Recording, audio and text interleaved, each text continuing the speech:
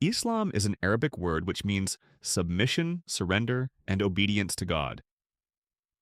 In religious terms, this means that the individual who embraces Islam as his religion must put the Almighty first and foremost in his life, bowing to his wishes in all matters great and small. Everything in the universe, the sun, the moon, the stars, have all completely subjugated themselves to his will. They cannot make the slightest deviation from the path he has ordained for them. Similarly, all other elements in nature function in obedience to the laws of nature laid down for them by their Maker. The universe therefore literally follows the religion of Islam in that it has surrendered to God, the Lord of the universe. But there is a difference between the status of man and that of the physical world. The physical world has been given no option but to submit to God, whereas man has been given free will so that he may opt for either good or bad ways. To this end, he has been given a thinking faculty and a conscience with which to make moral judgments for himself. He has the ability to accept and reject in order to follow certain principles in life.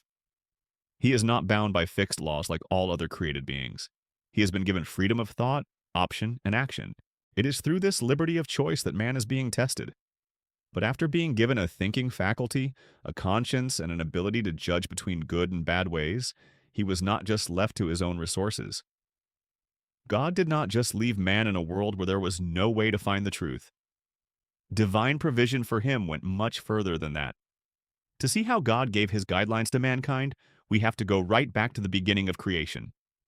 He took Adam, the first man, whom he had made not just an ordinary mortal but also a prophet, and taught him everything that he wanted from man, so that human beings would not be left without proper direction or guidance.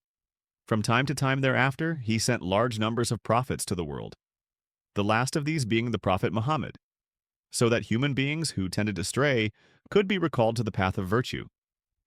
It is said that about 120,000 prophets came to the world during this period. Now the question arises as to why there was the need for such great numbers of prophets. It was because after each prophet left the world, people gradually began forgetting his teachings, till a time came when a major part of the teachings of the prophets was lost. Now, in the age of the press, these teachings have been extensively published in the form of books, so that there is no fear of their being lost to succeeding generations,